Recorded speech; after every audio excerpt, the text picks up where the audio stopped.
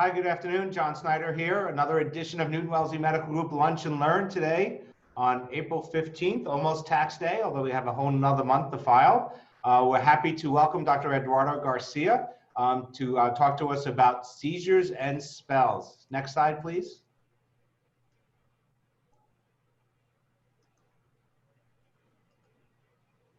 Thank you. Just to tease upcoming Lunch and Learns, you guys, just please note we're not going to have a Lunch and Learn next week. We will be on vacation, but we'll be coming back strong with viral hepatitis part 2.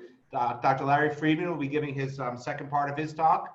And then moving on from there, we'll hear about kidney stones, modern evaluation. Dr. Eisner, our new chief of urology, and followed by Ellie Tomczyk talking about her lumps and bumps on May 13th. Next slide, please. Remind folks of the wellness programs that we continue to run for our physicians and our APPs. The Physician Care Concierge Program, where you can sign up online to help folks find you a personal assistance program, where you can find things that you need for your house or for your life, where to have the next best birthday party, how to find someone who's going to get your lawn ready for spring, shovel the snow off your driveway, that kind of thing. We also offer our weekly virtual meditation classes that's on Thursdays at 5:30. Of course, we have our Peloton 1-year free membership offer that's still available. And if you are riding on Peloton, please ride with us as a group, #NWH Strong. We have our online coaching and physical training out of our Shipley Fitness Center run by Daniel Destin, and he'd be happy to help you guys out with online coaching. Just email him directly. That is a free benefit.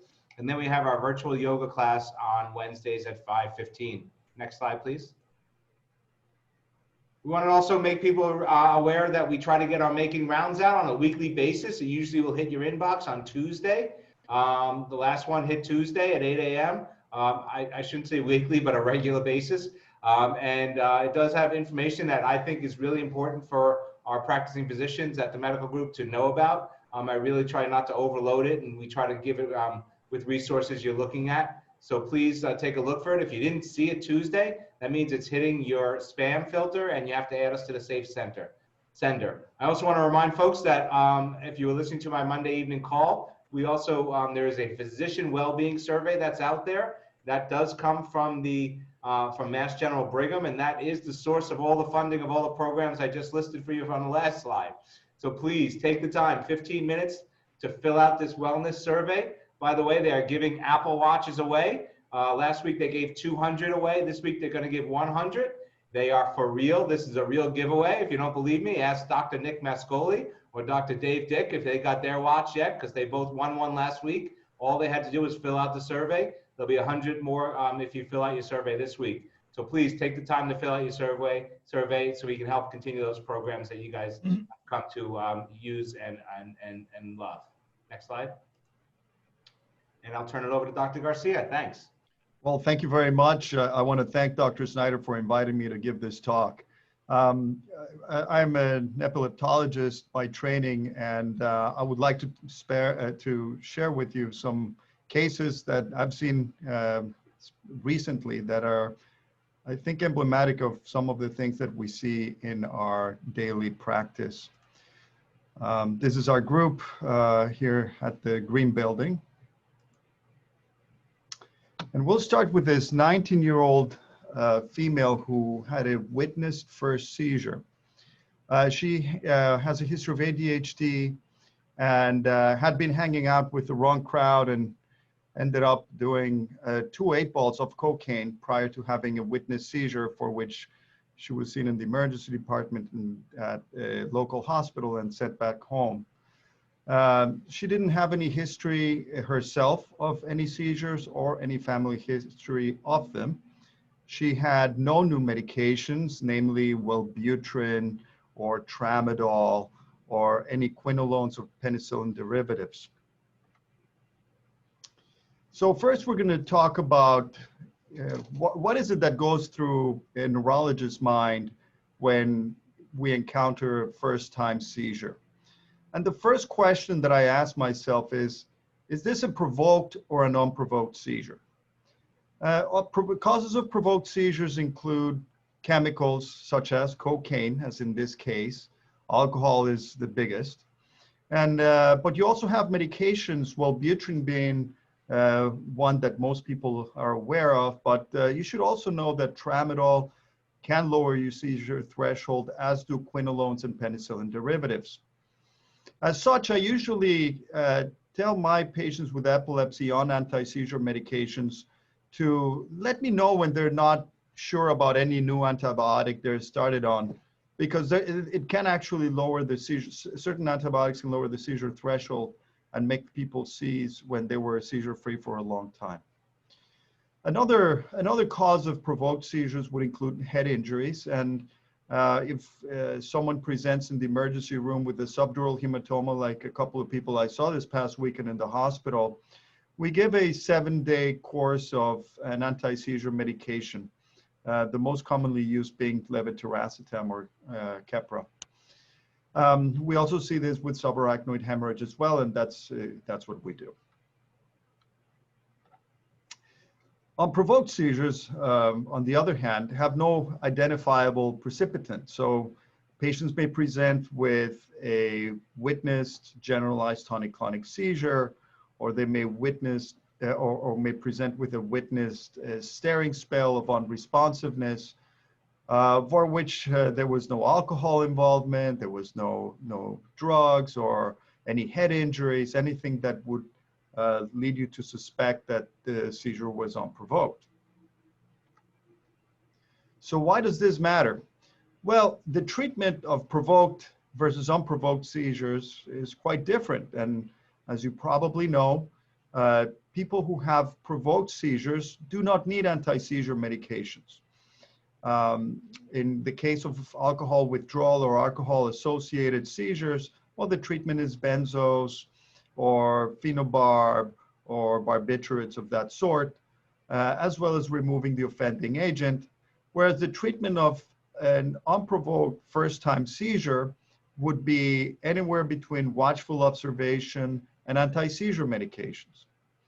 So in the context of, say, an unprovoked first seizure, which is different than this case that we are talking about now, when somebody comes in with a seizure, whether it was witnessed or not, but there's a good history for it, and most of us epileptologists don't see our patient seizures. Most of our patient seizures are described to us, and when you hear, you know, my daughter or my mother or whoever is the patient presented with, you know, staring, unresponsive, lip smacking, or just a brief staring and with no recollection of what happened in that time, or if they had the staring followed by a generalized tonic-clonic seizure, then you have, you know, your unprovoked seizure. So sometimes people describe that, you know, they stayed up very late, they had been under a lot of stress, but that would not make this a provoked seizure. Okay, those are still unprovoked seizures. Anyone who presents with an unprovoked seizure has about a 30 to 50% chance of having a recurrent seizure in the next 2 to 3 years. So even if you have one unprovoked seizure, and say you go through the whole workup, you're not out of the woods. You still have a fairly substantial risk of having a recurrent seizure. But the way we determine whether somebody with an unprovoked versus a provoked seizure gets treatment or not depends on what the workup shows. So in the old days, and the old days was about 5 years ago, people who had one unprovoked seizure would by default not get anti-seizure medications, whereas people who had, you know, a couple of seizures would automatically get the anti-seizure medication. Well, the first thing that we should make clear is that to epileptologists, at least, when you have two seizures, two unprovoked seizures in a 24-hour period, that counts as one, all right? And as such, if you have two seizures at the onset or at presentation, that doesn't mean that you're going to have to be started on an anti-seizure medication right away, because in our eyes, that's one seizure, all right? So what we do when somebody presents with one unprovoked seizure is we get an EEG, we get an MRI, and we get a very detailed history on top of the usual blood work and, if adequate, a spinal tap. So if we find that, for example, a patient who gets the EEG and they have what we call 3 Hz spike and wave in the setting of one unprovoked seizure, that patient goes on anti-seizure medications because the patient has epilepsy until proven otherwise. So that basically is a new thing compared to what we used to do in the past, where you would have to wait for 2 unprovoked seizures to start somebody on medication. If you have someone who has, say, a history of a stroke, and or some people even present with silent strokes where you do an MRI and you find that the patient actually had a stroke they didn't know about, well, that puts them also at higher risk for seizures, because there are areas in the brain that are potentially epileptogenic, and you should keep your antenna up and try to consider, whether that patient should have further workup. And in fact, when you order an EEG, I don't want to discourage you, but the sensitivity of your first EEG is only going to be like 50%. The sensitivity of the second EEG is 70%, and the third EEG and on is upwards of 90%. So don't be fooled. If you get one patient who had an unprovoked seizure, and let's say that the patient has an area of encephalomalacia in the brain from a stroke or something else going on that could be epileptogenic, you should repeat an EEG. Now, what I do in my practice is I do a sleep-deprived with hyperventilation and photic stimulation EEG, and if that comes back normal, I do a second one, and sometimes I may do something called an ambulatory EEG that I will talk about later. But I just wanted to cover, what we do in the setting of the treatment of unprovoked seizures, because as it happened, and this is the workup, our patient with 19 years old who was doing 2 8 balls of cocaine ended up having an abnormal EEG with the signature 3 Hz spike and wave. And so this is not the first time that I've seen patients who present with what is, more likely than not a provoked seizure. But in fact, when you do your workup, you end up finding that the patient does have a substrate to develop further seizures. And that person right now is on levetiracetam or Keppra. So this patient ended up having a generalized epilepsy that was probably triggered by the drug use that she was engaged in. And when we got the EEG, which was normal, and the MRI, which was abnormal, and the MRI, which was normal, which is the case in most patients who have generalized epilepsy like she does, then we decided, that levetiracetam would be the way to go. So that the treatment of generalized epilepsies, which are your childhood absence epilepsies, childhood juvenile myoclonic epilepsy, atypical absence, those type of seizures respond very well to the medications here in this slide. Now, the gold standard has been for many years valproic acid, and that's still probably the most effective anti-seizure medication with patients with generalized epilepsy. The only problem is that it's associated with gaining weight, facial hair, liver function abnormalities, shaking or tremors, and not least neural tube defects. So that it's not usually the go-to. If you have a male patient, that may be a little better, but you should try to avoid valproic acid, Depakote, in patients who are fertile and female, because even folic acid in these cases may not be enough to prevent a neural tube defect. So the go-to for generalized epilepsies these days is probably levetiracetam or Keppra. And one of the reasons that I find levetiracetam very effective is that everybody knows levetiracetam. That's the first one. Secondly, it comes in a PO and IV formulation, which is ideal. If the patient ends up having surgery, or if the patient has some problems with not being able to take PO, you can always switch to IV. If the patient has a seizure and goes to the emergency department, they can be loaded IV. And that's the ideal anti-seizure medication, one that you can swap from PO to IV at any given time. The second, probably most widely used medication for generalized epilepsies is lamotrigine or Lamictal, which should be considered if you're dealing with somebody with mood swings or patients who have bipolar disorder.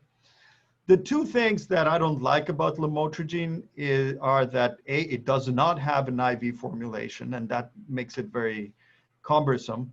And B, it has to be titrated up over several weeks. It is metabolized by the liver, and therefore it has many drug-drug interactions with other medications involved in the CYP system. So while very safe, and as safe as levetiracetam in pregnancy, by the way, it is a little more painful to give. Topiramate or Topamax, you should consider this if you have someone who has a history of migraines, because it's actually an FDA-approved migraine medication as well. Sonizumab and perampanel are other medications that can be used. When you start anyone who's fertile and female in fertile age, don't forget to give folic acid. Even if you're starting topiramate for a patient with migraine, and that happens a lot, not necessarily for seizure disorders, topiramate has also been associated with neural tube defects. And it's in fact, after valproic acid, the second major offender in neural tube defects of all the anti-seizure medications. So you have to be really careful. In my practice, I do anywhere between 2 to 4 milligrams of folic acid on a daily basis on patients who need to be started on these medications. And briefly, let me check my time. I'm going to talk about another patient that illustrates very nicely the spells parts of this talk. So I saw this patient when she was 30 years old. She's now 38. She presented with staring spells. And in addition to that, she did not know initially, but when she got married and had a bed partner, found out that she was having spells during her sleep where she would have some arm posturing. When I first saw her, she was only coming for the staring spells, and until she got married, is it that we actually figured out that she was having other spells. She had no risk factors for epilepsy, including a family history of seizures, perinatal or developmental problems, or traumatic brain injuries. But the semiology of what she described made me question whether these spells were epileptic or not. And that's the second thing that should go through your mind when you're parceling out seizures. So again, the first one, all right, are these spells epileptic or non-epileptic? Okay. The second thing that should go through your mind is this spell a spell that is provoked or not provoked? And we already went through the first, so the second one. With spells, we need to decide epileptic or non-epileptic. And the non-epileptic spells can be both physiologic and psychogenic. We typically see more psychogenic than physiologic, but be aware that patients who have syncope can have very frequently convulsive syncope. So that some people have a little shaking after the syncopes. So be very meticulous about your history with this, whether about syncope. Was the patient feeling lightheaded before they passed out?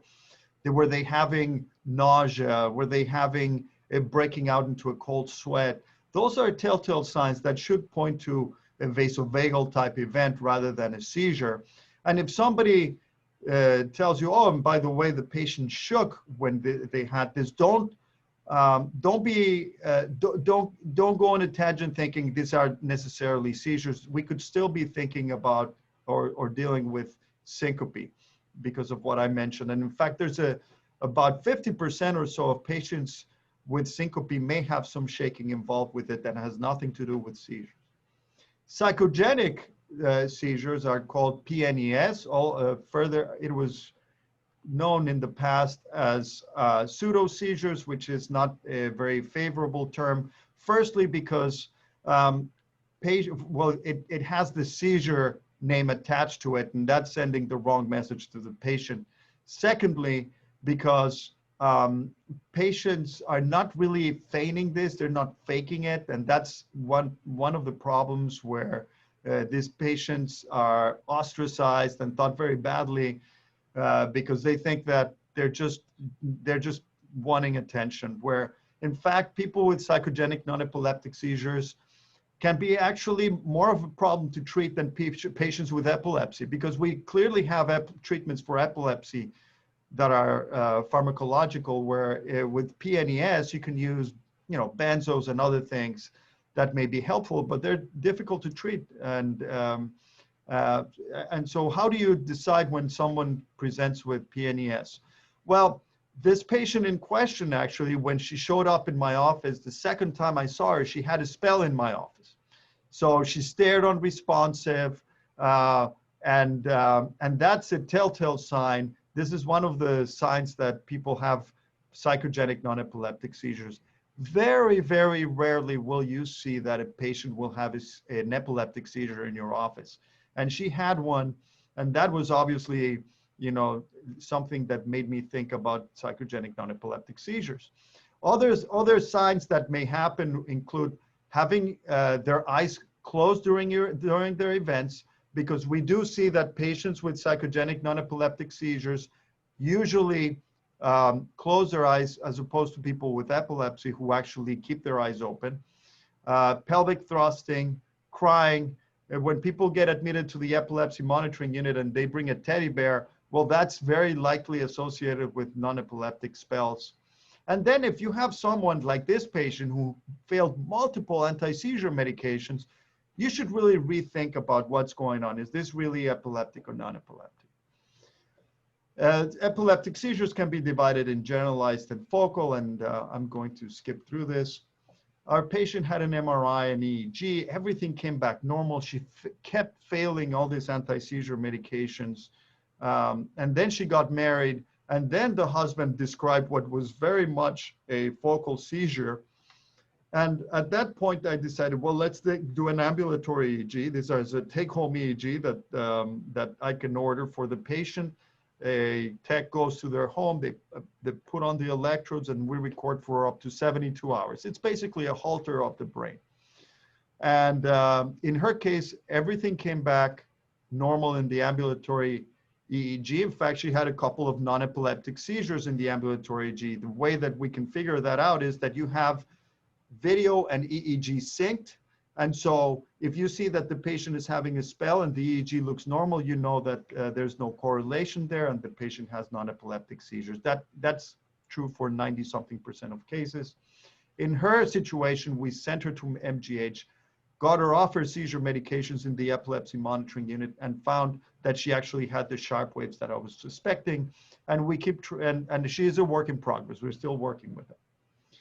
Other treatments, treatments of focal epilepsy include the following: Keppra. Vimpat is a recent anti-seizure medication that you will see more of, again, with the attributes of levetiracetam, and in fact, they're made by the same company, that it has both PO and IV, very well tolerated. In fact, I would venture saying that it's better tolerated than Keppra, which makes you sometimes irritable. If people fail medication, resective surgery should be thought of as a very early option. The majority of patients who end up going for surgery don't go up until 10 years after the onset of their spells. And this can lead to, don't forget, SUDEP, sudden onset death in epilepsy. So seizures can kill you, and you should remember that. Last and not least, we have devices now. The first one we worked with was VNS, but now we have DBS and RNS. And RNS, or responsive neurostimulation, can be thought of as a defibrillator of the brain, where we leave electrodes in the brain that record any abnormal electrical discharges, and then they zap the seizures away. Not as effective as seizure surgery, resective surgery, but very effective. Lastly, the comorbidities of epilepsy. Depression, anxiety run hand in hand with epilepsy. So you need to make sure you treat those. And not infrequently, people will have vertebral fractures and shoulder dislocations that you have to think of. And I want to thank you for your time, and I'll leave it open for questions. That's my email if anybody has any questions. Thanks very much. That was really great. A nice little overview. If you have any questions, go ahead and throw them in the chat box. We'll try to get to them. While we're waiting, if anyone has any questions, I know a lot of us as primary care docs struggle when our patients come in on seizure medicines, Dr. Garcia, and they say, hey, Dr. Snyder, I want to get off these medicines. How can I do that? And I say, don't ask me, ask Dr. Garcia. So is there any tips you can give us for those kinds of patients? Yes.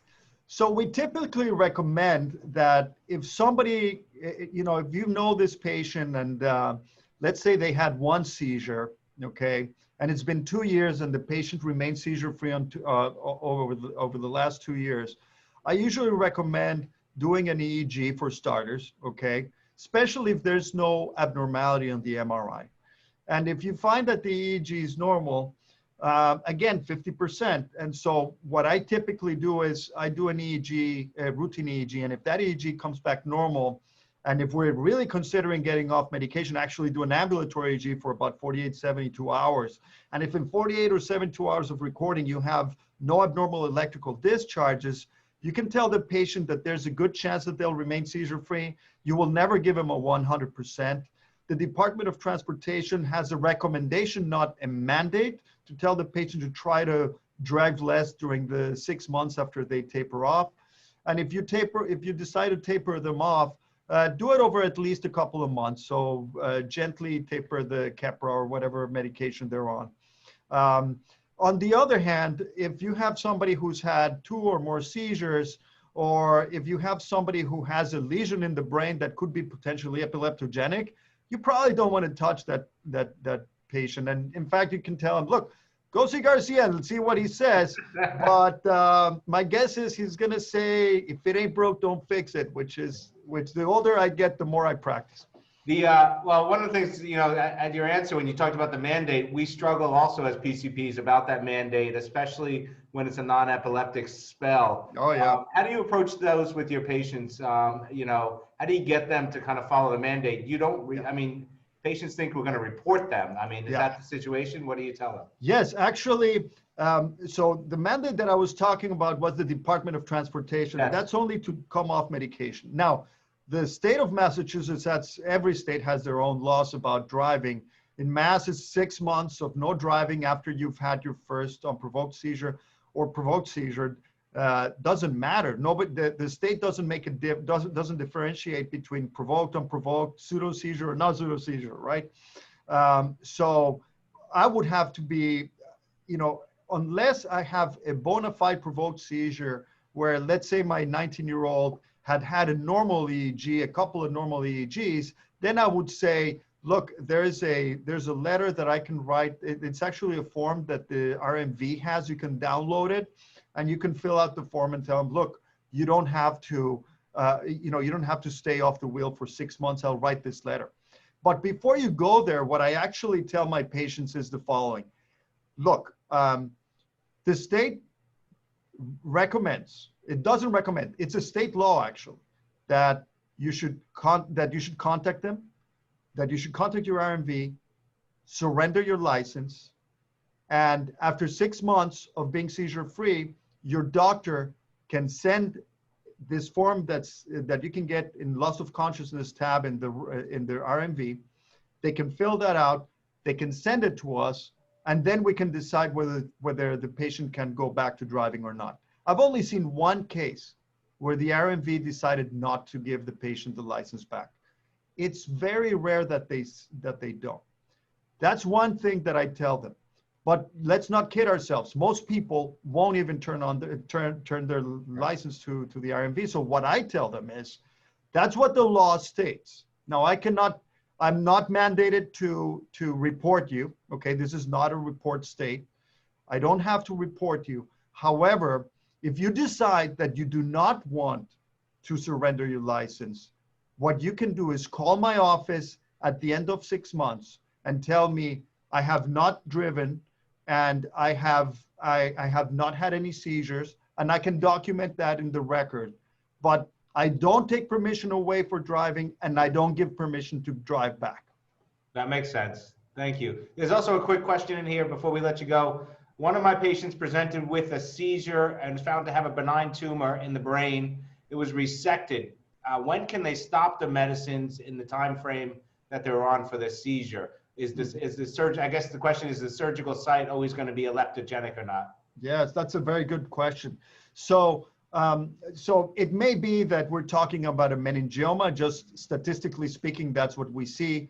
And the meningioma will more likely than not be an incidental finding or a patient who presents with a seizure. So what I do when the patient gets a resection is you have to do a routine EEG first so that the insurance approves an ambulatory EEG. But if you're interested in getting that patient off medication, you would probably want to do a good amount of recording, 48, 72 hours before you're taking off medication. And there's no guarantee that the patient is not going to seize back, because as the person who wrote this mentioned, there is an area that's left behind the surgical resection area, the resection bed, that can still be epileptogenic. So sometimes, you don't have the tumor anymore, but now you have some residual epileptogenicity. Right. Thank you very much. Thanks for this review. I hope everyone has a nice weekend. Continue. We'll see you. We won't see you next week. We'll see you the following week. Continue to watch the Red Sox win. Maybe they'll have a much longer streak by the time I see you guys again. Otherwise, have a nice weekend. We'll see you in 2 weeks. Dr. Garcia, thanks very much for your time. Thank you. I really appreciate it. Bye. Bye.